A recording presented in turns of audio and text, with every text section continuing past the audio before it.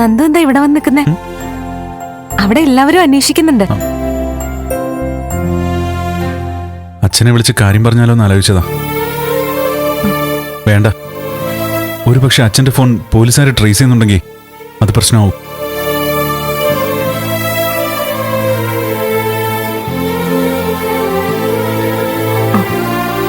ദേവി, നീ ഒരുപാട് അനുഭവിച്ചു അല്ലേ? എസ്തപ്പൻ ചേട്ടൻ കാര്യങ്ങളെല്ലാം പറഞ്ഞു. ജീവിതത്തിൽ ഒറ്റപ്പെട്ടു പോയിന്ന് തോന്നി നന്ദു.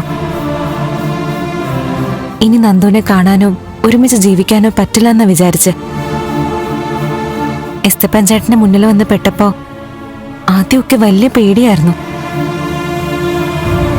പിന്നീട് ജീവിക്കാൻ പ്രേരിപ്പിച്ചത് തന്നെ ഈ വീട്ടിലുള്ളവരാ. അന്ന് നന്ദു വന്ന് ആ എസ്തപ്പൻ ചേട്ടനെ ആശുപത്രി കൊണ്ടുപോയില്ലായിരുന്നെങ്കിൽ ഒരു പക്ഷേ നമ്മൾ തമ്മിൽ ഇന്നിങ്ങനെ കാണില്ലായിരുന്നു. അതെല്ലാം കഴിഞ്ഞല്ലോ. എനിക്കെന്റെ ദേവി തിരിച്ചു കിട്ടിയല്ലോ, അത് മതി.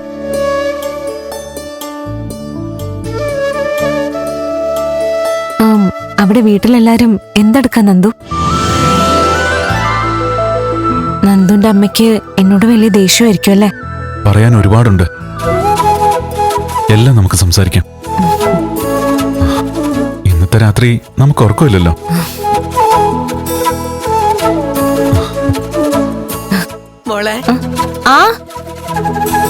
ഏലിയമ്മച്ചി വിളിക്കുന്നുണ്ട്. വീഞ്ഞും കേക്കും ഒക്കെ എടുത്തു വെച്ചിട്ടാ വിളിക്കുന്നത്. നന്ദു വന്നേ, വാ.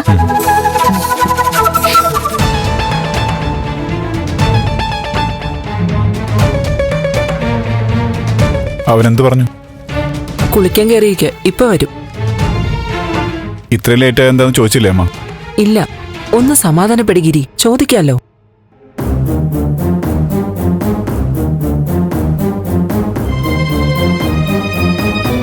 എന്താ ഗിരീഷേട്ടാ? ഗിരീഷേട്ടൻ വിളിച്ചായിരുന്നോ? നീ ഇത് എവിടെ പോയിരുന്നടാ? വൈകിയൊന്ന് പറഞ്ഞിട്ട് പോകൂടെ? എനിക്ക് ഒന്ന് രണ്ടുപേരെ കാണാനുണ്ടായിരുന്നു ഗിരീഷേട്ടാ. എന്തോ മീരയുടെ മരണത്തിന് ശേഷം അകാരണമായൊരു പേടിയാ മനസ്സിലെപ്പോഴും. പുറത്തേക്ക് പോയവർ പുറത്തുനിന്ന് തിരിച്ചു വരാൻ വൈകിയാൽ ഒരു വെപ്രാളോ. നീ ബലരാമൻ സാറിന്റെ വീട്ടിൽ പോയിരുന്നോ?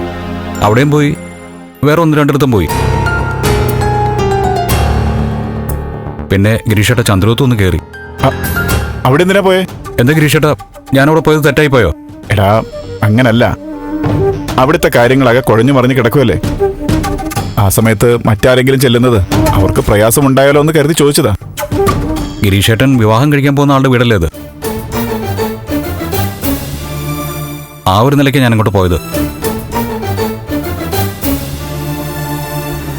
ഇവിടുന്ന് ആരും അന്വേഷിച്ച് ചെല്ലുന്നില്ല എന്ന് പിന്നീട് ഒരു പരിഭവം തോന്നാൻ പാടില്ലല്ലോ. അത് പ്രാഞ്ചി പറയുന്ന നേരാ. നഷ്ടപ്പെട്ടത് ബലറാം സാറിനാണെങ്കിലും ഫലത്തിലെല്ലാം കൂടി ചന്ദ്രോത്തിന്റെ നഷ്ടമായിട്ടാ വന്നിരിക്കുന്നേ. സിദ്ധാർത്ഥൻ സാറിന്റെ MLA സ്ഥാനം പോയി. നന്ദൻ വീട്ടിൽ നിന്ന് മാറി നിൽക്കുന്നു. ദേവിയെ കാണുന്നില്ല. സിദ്ധാർത്ഥൻ സാർ എന്ത് പറഞ്ഞു? ഗിരീഷേട്ടൻ പറഞ്ഞ നേരെ. ആ സമയത്ത് മറ്റാരും അവിടേക്ക് ചെല്ലുന്നത് അവർക്ക് താല്പര്യം കാണില്ലായിരിക്കും. എന്താന്നറിയില്ല, പുള്ളിക്ക് ആകെ ഒരു ഇഷ്ടക്കേട്. ഇഷ്ടക്കേടെന്ന് വെച്ചാ? ഇഷ്ടക്കേടെന്ന് വെച്ചാൽ ഇഷ്ടക്കേട്. ഒന്നുകിൽ അപ്പച്ചി പറഞ്ഞ പോലെ കാര്യങ്ങളൊക്കെ തകരാറിലായതുകൊണ്ടായിരിക്കാം, അല്ലെങ്കിൽ ഞാൻ ബലരാമൻ സാറിന്റെ വീട്ടിൽ പോയതും മറ്റും പിടിക്കാത്തതുകൊണ്ടും ആയിരിക്കാം. എടാ, നീ കാര്യം പറ. എന്തോ എന്നോട് ദേഷ്യം കാണിച്ചു. സാർ എന്തെങ്കിലും പറഞ്ഞോ? നീ ഒന്ന് തെളിച്ച് പറഞ്ഞേ. മൊത്തത്തിലേ ഞാൻ അങ്ങോട്ട് ചെന്നത് ഒട്ടും ഇഷ്ടമായിട്ടില്ല.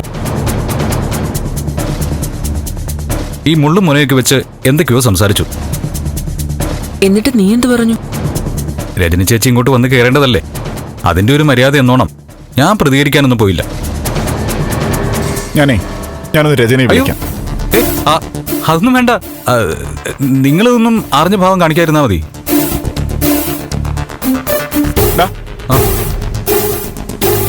അല്ല, രജനി ഇടപെട്ടൊന്നും സംസാരിച്ചില്ലേ? പാവം ചേച്ചി എന്ത് സംസാരിക്കാനാ? ഗിരീഷേട്ടാ, ഞാൻ സിദ്ധാർത്ഥ സാറിനെ കുറ്റം പറയുന്നില്ല. ആകെ ഗതികെട്ട് നിൽക്കുന്നൊരു വീടാ. ബലരാമൻ സാറിന്റെ തേവക്കാടല്ല, സിദ്ധാർത്ഥൻ സാറിന്റെ ചന്ദ്രോത്ത ഇപ്പൊ യഥാർത്ഥത്തിൽ മരണവീട്. ഫ്ലവേഴ്സ് ഒരുക്കുന്ന കാഴ്ച വസന്തം യൂട്യൂബിൽ പ്രേക്ഷകർക്ക് ലൈവായി കാണാം. ഫ്ലവേഴ്സ് കോമഡിയിൽ ജോയിൻ ചെയ്യൂ, ആസ്വദിക്കൂ.